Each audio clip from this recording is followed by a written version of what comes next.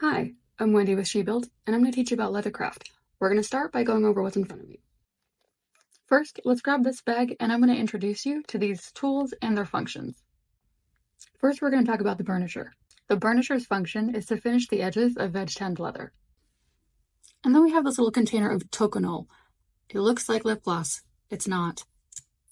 This is a burnishing agent that allows, with the application of friction, to smooth out, gloss up, and seal your edges.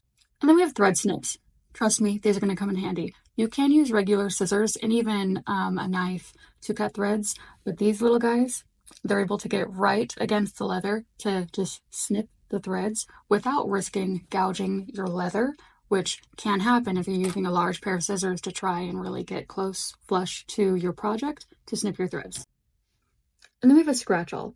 The scratch-all is the most multifunctional, underrated tool that you can possibly use when it comes to leatherwork. A few things that you're going to need that are not in your box. You're going to need a stable surface to work on.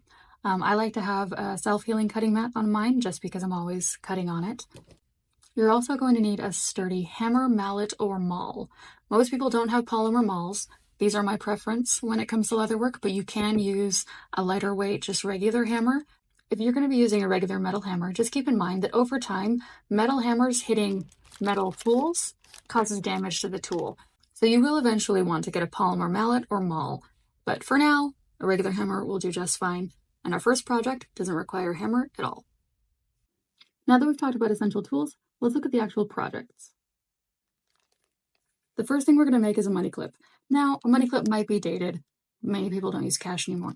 But it is an excellent project to learn critical skills like saddle stitching and burnishing. So we're going to make a money clip. Our second project is going to be a belt clip. While this one looks a little more simple than a money clip, it actually is more complex because it utilizes snaps. Snaps can be tricky. They require specific tools to set them. And so we're going to learn how to do that and utilize the previous skills we had learned with saddle stitching and burnishing our edges. Our third project is going to be a keychain wallet. With the wallet, we're going to utilize skills that we learned on the previous projects, but we're going to add in learning how to attach different types of hardware as well as using Tyvek. Now, it's going to be important that we make these in order. So we're going to go money clip, belt clip, keychain wallet. This is critical because if you try to jump ahead to the third one or do the second one first, you're going to miss out on important teaching. So please do them in order. Now that you're a little more familiar with what's in your box, let's get started.